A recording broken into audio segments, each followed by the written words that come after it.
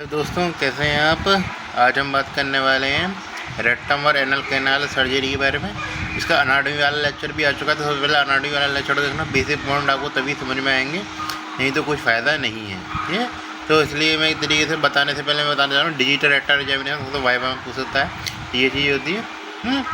इसमें एक तरीके से किया जाता है डिजिटल रेक्टल एग्जामिनेशन। वो यदि आप अडल्ट में कर रहे हैं तो इंडेक्स फिंगर से करेंगे, कोई ज़्यादा बड़ा एरिया हो, वही चिल्ड्रन में करें लिटिल फिंगर से करते हैं। ठीक है, इसके अंदर क्या क्या आता है हमारा, एक तरीके से एक्सटर्नल इंस्पेक्शन करते हैं। एक्सटर्नल इंस्पेक्शन में आपको क्या क्या देखने को मिल सकता है, आपको फिस्टुला देखने को मिलता है। फिस्टुला ओपनिंग में जरूर याद रखना, आपको डिजिटल रेक्टल एग्जामिनेशन कभी नहीं किया जाता।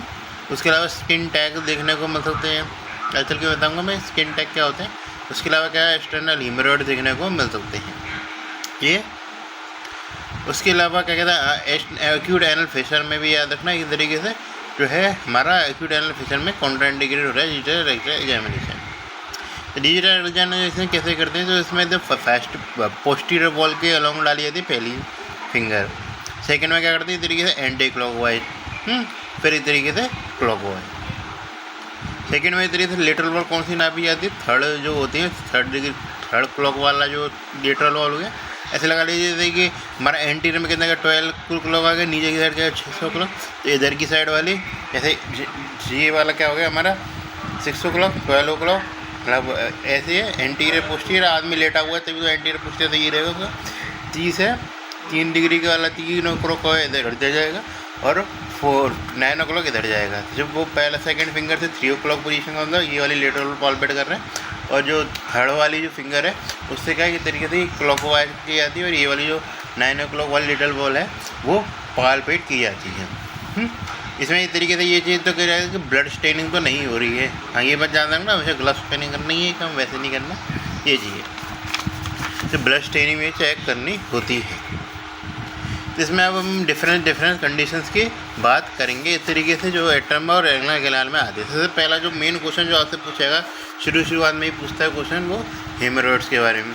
हेमोरॉइड्स क्या होते हैं, तो हेमोरॉइड इस तरीके से नॉर्मल इस तरीके से वेस्कुलर के डायलेशन से बनते हैं। पहली बात तो किससे होते हैं, वेन्स के डायलेशन से बनते हैं, और ये इस तरीके से क्वेश्चन के कारण क्वेश्चन का काम करते हैं इस तरीके से नॉर्मली। तो क्या एक तरीके से जो पैसेज होता है स्टूल का पैसेज में क्वेश्चन के लिए काम करते हैं तरीके, ताकि कोई हार्ड स्टूल पास हो तो वो इस तरीके से इंजर्ड नहीं करते, क्वेश्चन का प्रदान करते हैं। ये नॉर्मली आपको हेमोरॉइड होते तो हैं, हकीकत में ऐसी बात नहीं कि हेमोरॉइड होते नहीं, लेकिन ये बाहर नहीं आते, ये यूजुअली अंदर ही रहते हैं। कंडीशन वाइज होती है जिसमें ये बाहर आते हैं। ये यदि कोई ज़्यादा प्रेशर लग गया, कॉन्स्टिपेशन में हम बहुत ज़्यादा प्रेशर लगाए जा रहे हैं हकीकत में, तो वो एक तरीके से बाहर आते हैं, तो भाई तो इन्फ्लेम्ड हो गए हकीकत में, तब भी ये क्वेश्चन ही प्रोवाइड करते हैं। लेकिन क्या कि इन्फ्लेम्ड हो गए के बाद या तो इनकी क्या है इंजरी हो जाए एक तरीके सर्विस को हार्ड स्टूल से, तब एक तरीके से होता है कि इसमें ब्लीडिंग देखने को मिले। जैसे ज़्यादातर वो पाइल्स कहते हैं, तो पाइल्स में एक तरीके से ज़्यादा ब्लीडिंग का मोस्ट कॉमन सिम्टम देखने को मिलता है। ये वो इन्हीं से होता है, कोई हार्ड स्टूल होता है वो इनको इंजर कर देता है, जिससे क्या फीकल मैटर इनको इंजर कर देता है, इस कारण इस तरह ब्लीडिंग होती है जो कि पेनलेस होती है। ये चीज़ याद रखना, यदि इंटरनल हेमोरॉइड है तो पेनलेस ब्लीडिंग हुई, यदि एक्सटर्नल हेमोरॉइड है तो पेनफुल ब्लीडिंग भी हो सकती है। पेनफुल पेनलेस का क्या पेन एक्सटर्नल और इंटरनल क्या क्राइटेरिया है, हम पैक्टिनेट लाइन पढ़ते हैं हकीकत में। वॉल्स फॉल्स जो होते हैं हमारे एनल के वॉल, उसके नीचे की लाइन जो होती है उसमें पैक्टिनेट लाइन, डेंटेड लाइन कहते हैं, कुछ जगह डेंटेड लाइन लिखा रहता है। उसके नीचे यदि एक तरीके से हेमोरॉइड डेवलप हो रहा है तो इसे क्या कहते हैं, एक्सटर्नल हेमोरॉइड, और यदि उसके ऊपर डेवलप होता है तो इंटरनल हेमोरॉइड कहते हैं उसको। ये चीज़ याद है। ये एक तरीके से इसमें याद रखना, प्राइमरी जो होते हैं इसको आधार पर को लोकेशन जरूर याद रखनी है। तो 3 क्लॉक पे एक तरीके से हमने होता है प्राइमरी, एक 7 क्लॉक पे और एक 11 क्लॉक पे। 4 का डिफरेंस याद रखना, 3, 7, 11। तो इस तरीके से यदि इस जगह डेवलप हो रहा है तो उसे हम प्राइमरी कहते हैं, और यदि इसके अलग जगह डेवलप हो तो उसे हम यूजुअली सेकेंडरी कहा जाता है। क्लिनिकल फीचर क्या होता है, तो मैं बताता था कॉन्स्टिपेशन के संग डेवलप होता है, तो मेन रूप से कॉन्स्टिपेशन तो रहेगा ही क्लिनिकल फीचर के रूप में। उसके अलावा यदि ये मैं बताया था, यदि इंटरनल हेमोरॉइड और पेनलेस ब्लीडिंग, और यदि एक्सटर्नल है तो पेनफुल ब्लीडिंग होती है। ये यदि मान लीजिए इंटरनल हेमोरॉइड है तो उसमें इस तरीके से हमारे पास ऑप्शन रहते हैं कि क्या ट्रीटमेंट करना है क्या नहीं करना है। ये यदि एक्सटर्नल हेमोरॉइड है मान के चले तो हमें सीधे तरीके से मेन स्टेज ट्रीटमेंट पे जाना ही पड़ेगा। ये जो इन्वेस्टिगेशन जो चॉइस जरूर याद रखना, प्रोक्टोस्कोपी तरीके से इन्वेस्टिगेशन चॉइस रहती है हमारी। तो इस तरीके से इसमें क्या क्या चीज़ें रहती हैं। पहली बात जो होता है इंटरनल हेमोरेड की डिग्री होती है, तो इस तरीके के लिए क्लासिफिकेशन कहा जाता है, इंटरनल हेमोरेड का क्लासिफिकेशन किया जाता है। तो ग्रेड के आधार पर फर्स्ट ग्रेड में होगी, खाली बस ब्लीडिंग होने लग रही है मेरे हिसाब से ये। और दूसरी में क्या होता है, इस तरीके से उसमें प्रोलैप्स होगा कंटेंट का, जो कि यूजुअली नहीं हो रहा, एक कंटेंट हो गया, लेकिन वो आपने उससे जोर लगाने का प्रोलैप्स तो बोलो उसमें आपने उसको अंदर लेने का, तो अपने आप अंदर भी चला गया। हाँ, क्योंकि इस तरीके से यदि वो एनल वाल के ऊपर है तो पर्टिकुलर चीज़ें एनल वाल कंट्रोल कर सकता है उनको पर्टिकुलर। ये हम ये चीज़ देखेंगे एनल वाल के कंट्रोल में है कि नहीं है ये। तो इस तरीके से ये चीज़। उसके अलावा क्या करा हमने कि में प्रोलैप्स हुआ, लेकिन हमें मैनुअल रिपोजिशन किया, मैनुअल लगी ऐसे कि एनल वाल की जो इस तरीके से जो होती है जिनमें टोन होती है वो गिर जरूर गई है, लेकिन वो ख़त्म नहीं हुई है। लेकिन आपने इस तरीके से क्या हुआ, ब्लीडिंग हो रही है, लेकिन उसमें जो परमानेंट प्रोलैप्स हो गया, जिसमें एक तरीके से हम प्रयास कर रहे हैं उसको अंदर भेजने का प्रयास नहीं कर भेजने के तरीके एनल वाल की टोन है वो बिल्कुल ख़त्म हो गई है। इस तरीके 4th डिग्री वाला जो है लगभग हम उसको इस तरीके एक्सटर्नल ही मान के चलेंगे, क्योंकि एक्सटर्नल में भी एनल स्फिंक्टर के तो नीचे ही हो जाता है, तो उसमें इस तरीके में तो वो भेजने ऊपर भेजने के लिए टोन फोन का तो रोल रहता नहीं है, तो ऐसे ही इसके लिए रहता है। तो इसमें इस तरीके से मेन स्टेज ट्रीटमेंट हमारा सर्जरी रहता है। यदि हम फर्स्ट में बात करते हैं जिसमें हम खाली बस ब्लीडिंग होती है, तो ब्लीडिंग में भी ऐसे कोई बहुत ज़्यादा सीवियर तो होती नहीं है इसमें, क्योंकि ज़्यादा इधर रबिंग के कारण आ रही कोई इधर कोई वेसल वगैरह से इंजर्ड होगी नहीं है।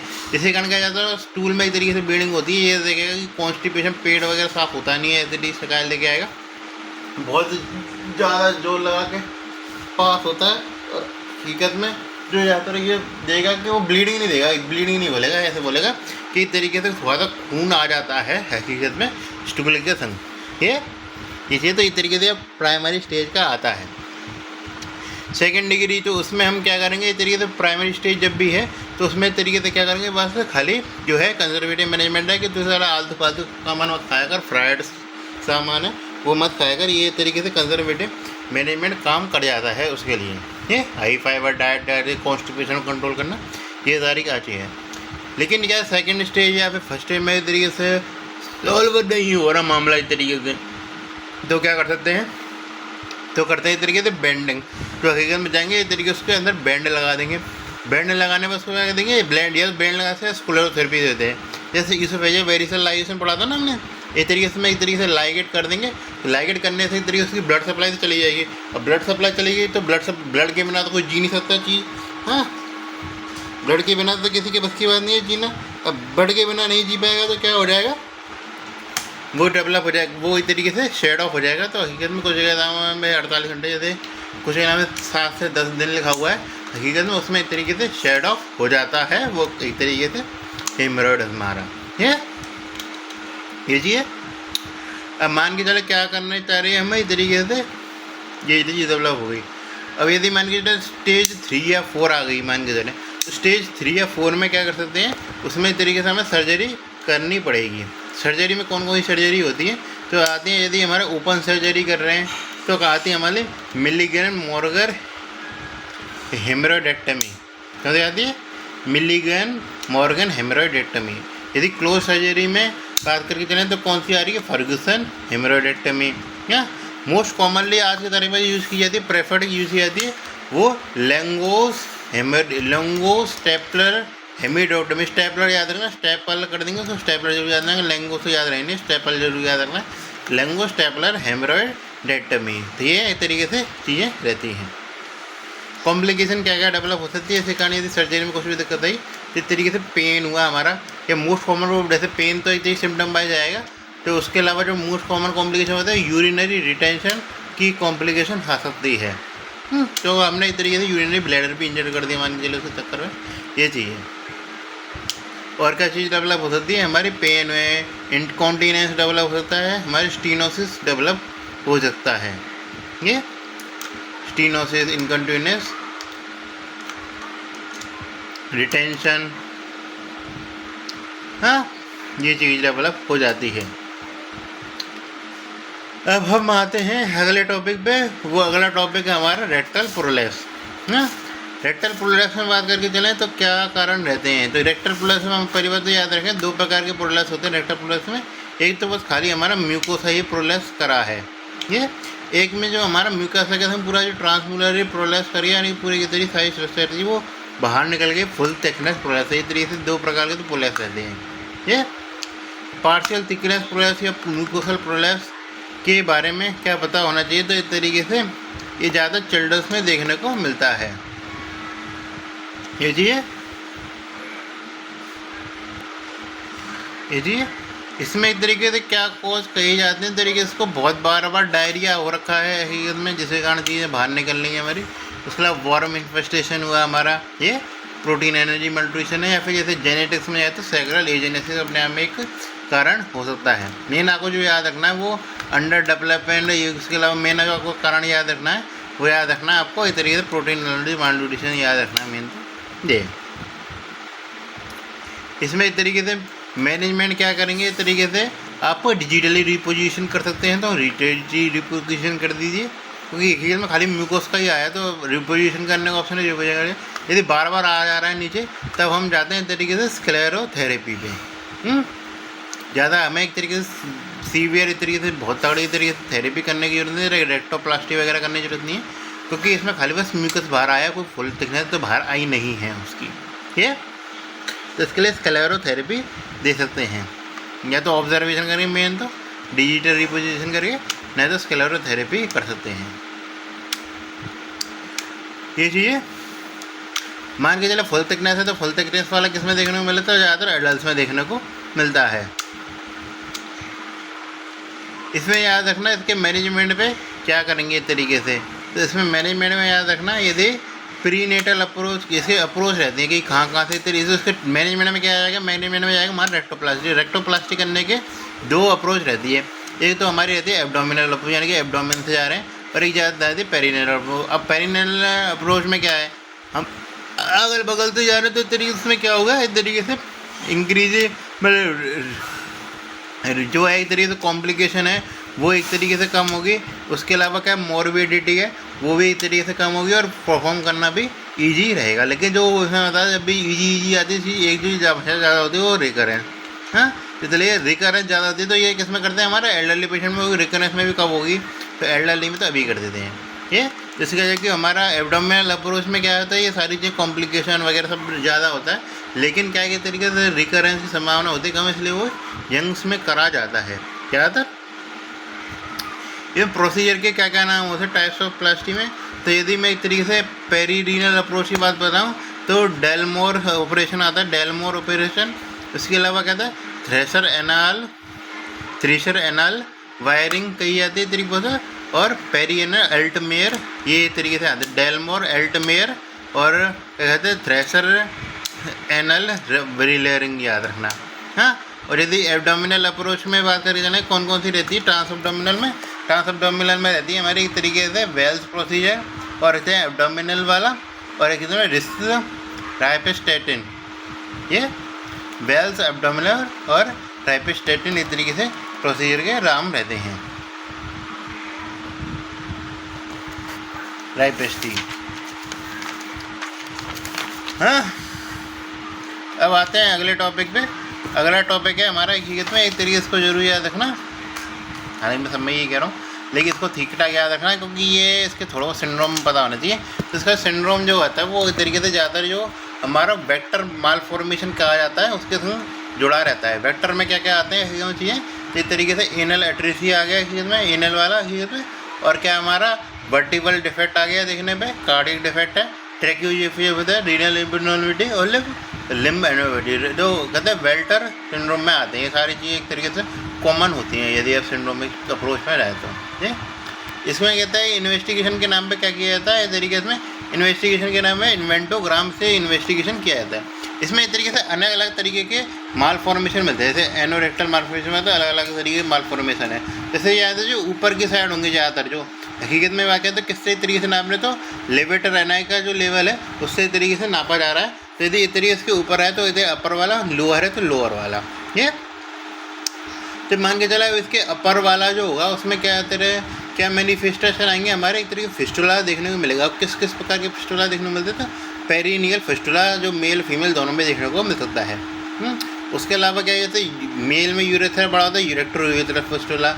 उसके यूरेथ्रा में भी कौन सा बल्बर पार्ट है कि प्रोस्टेटिक पार्ट, उसके आधार पे तो रेक्टो बल्बर जो फिस्टुला होता है वो मोस्ट कॉमन होता है। ये उसके अलावा क्या यूरिनरी ब्लैडर पे चला गई थी तो यूरेक्टोवेसिकल फिस्टुला, हाँ ये चीज़ है। और यदि हम दूसरी बात आता है फीमेल में, तो फीमेल में कौन होता है, वेजाइना से मिलता है, वेजाइना का कनेक्शन होता है तो वेजाइनल फिस्टुला, वेस्टिबुलर फिस्टुला इस तरीके मोस्ट कॉमन होता है। यदि नीचे जा रहे हैं तो नीचे जा रहे में तो फिस्टुला नहीं बनता, इस तरीके से एट्रेसिया डेवलप होता है। तो क्या होता है, रेक्टल एट्रेसिया डेवलप होगा। उसके अलावा इनकॉर्पोरेटेड एनएस इस तरीके से डेवलप होता है। ये चीज़ें इस तरीके से इससे रिलेटेड है लेवल पे, इस तरीके से कौन सा लेवल है। यदि इस तरीके से बात करके चलें, यदि हमारा हाई लेवल पे है तो हमें पहले कोलेस्टोमी करनी पड़ेगी, उसके बाद जाते हैं इस तरीके से डेफिनेटिव सर्जरी। लो लेवल पे सीधे डेफिनेटिव सर्जरी पे चले जाते हैं। डेफिनेटिव सर्जरी के नाम पे क्या ट्रीटमेंट रहता है, तो वो उस पर रहता है posterior segment, posterior sagittal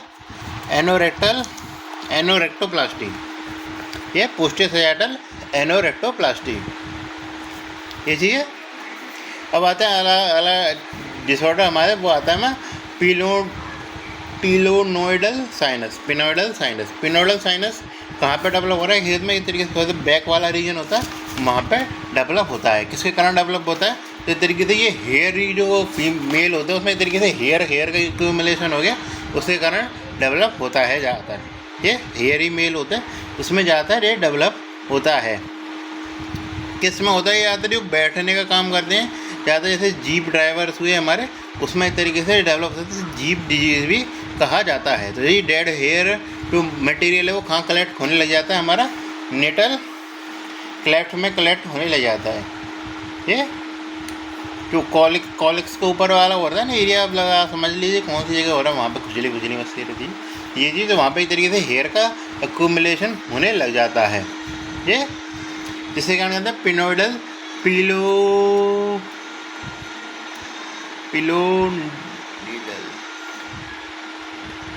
पिलोनिडल sinus develop हो जाता है। पिलोनिडल साइनस डेवलप हो रहा है। इसके क्लिनिकल फीचर क्या रहेंगे, हमारे इस तरीके से डिस्चार्ज देखने को मिलता है उस एरिया पे। हाँ, इन्फेक्शन होने से क्या होता है, इस तरीके से एब्सेस फॉर्मेशन हो सकता है। तो मैनेजमेंट क्या करेंगे, तो एब्सेस ड्रेनेज करते हैं, इंसिजन ड्रेनेज, और उसके बाद एंटीबायोटिक दी जाती है। यदि इस तरीके से कोई भी इस तरीके से एब्सेस नहीं डेवलप हुआ है, तो इस तरीके से जो भी ट्रैक्ट बन गया है हमारा ऊपर से नीचे, उसको इस तरीके से क्लोज कर देंगे ना। क्लोज करने के लिए इस तरीके से बस खाली सर्जरी के नाम पता होना चाहिए। एक तो उसमें आता है हमारा रैम्बोर्ड फ्लैप क्लोजर होता है। उसके अलावा क्या है, क्रेडिंस्की सर्जरी होती है, वो करी जाती है। और क्या था, बेस्कॉम प्रोसीजर किया जाता है। तो ये था क्रेडिंस्की सर्जरी, बेस्कॉम प्रोसीजर, याद करें तो इसे मैं भी लिख लेता हूँ।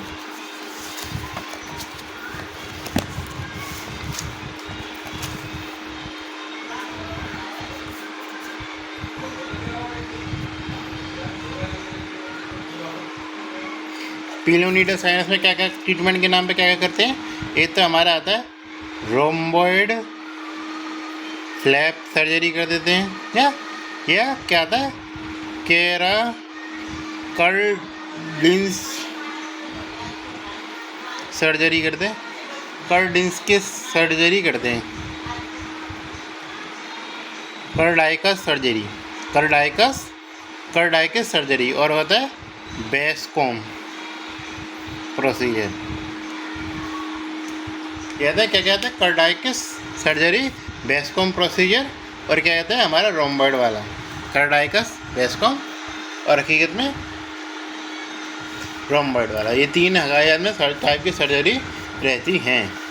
ये हकीकत में ये आना रहा पेरिनियल फिस्टुला ख़त्म हो गया। अब आते हैं अगले टॉपिक पे। अगला टॉपिक है हमारा इस तरीके से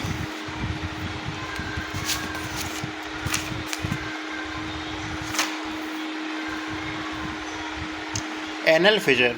एनल फिशर क्या होगा, फिशर जब भी होता है क्या कहते हैं, इस तरीके से कंटिन्यूटी जो होती है किसकी, इस तरीके से एनल एपिथेलियम की वो ब्रेक हो जाती है। ये मोस्ट कॉमन लोकेशन क्या रहती है इस तरीके से एनल फिशर डेवलप होने की, वो रहती है हमारे 6 o'clock पोजीशन। ये और हकीकत में एंटीरियर में कौन सी रहती है हमारे median line, second most common है एंटीरियर में, मिडिल वाला 12 o'clock पोजीशन रहती है डेवलप होने की। क्या क्या सिम्टम देखा जाएगा, पेनफुल ब्लीडिंग देखने को मिलेगी और कॉन्स्टिपेशन हार्ड स्टूल लेके आता है। ये किसके संग जुड़ा रहता है, हकीकत में ये स्किन टैग के संग जुड़ा रहता है।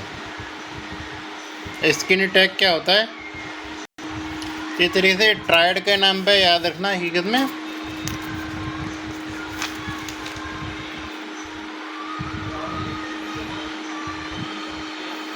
क्या रहता है, हकीकत में ट्रायड रहता है इसका, कोयने शेप्ड अल्सर, सेंटिनल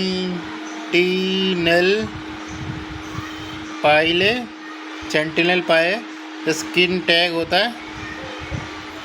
उसके अलावा क्या कहते हैं, हाइपरट्रोफिड पेपिलाई, ये हकीकत में देखने को मिलता है। तो स्किन टाई जरूर याद रखना, हाइपरट्रोफी पेपिलाई और हकीकत में कोयने अल्सर, ये सारे चीज़ में देखने को मिलते हैं।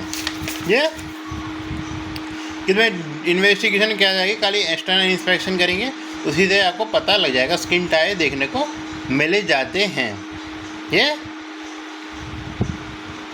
क्या फिजियोलॉजी रहती है, तरीके से स्पाज्म होता है, एक तरीके से इंटरनल स्पिंडल का, जिसके कारण क्या होता है, कॉन्स्टिपेशन होता है उसको, और जिसके कारण क्या होता है, एक्सेसिव स्टेजिंग, जो बहुत ज़्यादा टाइम लगता है तेरी डेफिनेशन में, इस तरीके से, जिसके कारण क्या होता है, जो टीयरिंग हो जाती है एंडोडर्म की, और इस तरीके से वेस्कुलरिटी डिक्रीज हो जाती है, जिसके कारण लास्ट में फिशर डेवलप हो रहा है। ये ज़्यादा कॉन्स्टिपेशन से जुड़े रहते हैं, हकीकत में मैनिफेस्टेशन याद रहेगा। इसमें याद रखना क्या तरीके से मैनिफेस्टेशन लगेगा, सीवियर पेन ड्यूरिंग हकीकत में डेफिकेशन, ये मेरी मोस्ट कॉमन मैनिफेस्ट सिम्टम रहता है, सीवियर पेन।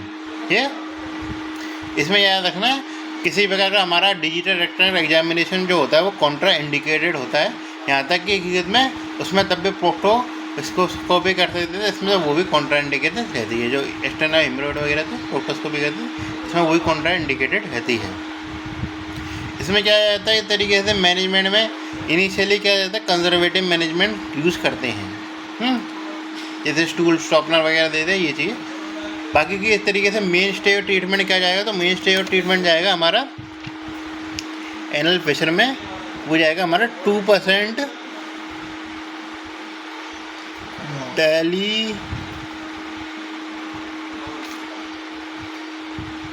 डायल्थियाज्म क्रीम। डायल्थियाज्म क्रीम जाती है 2%, नाइट्रेट जेल हुआ हमारा, डायल्थियाज्म जेल, नाइट्रेट जेल, ये हकीकत में ये तरीके से यूज़ करते हैं। नाइट्रेट में 0.2% रहती है, 0.2% नाइट्रोग्लिसरीन, ये यूज़ कर सकते हैं। तो ये तरीके से तो लोकल एप्लीकेशन होगा। ये सर्जरी पे आए, सर्जरी कौन कौन सी करते हैं इस केस में, सर्जरी में हमारा आता है लॉर्ड्स प्रोसीजर, जो इस तरीके से लेडर जो होती है, इस तरीके से डायलेशन कराता है, इस तरीके से मैनुअलाइजेशन लॉर्ड्स प्रोसीजर।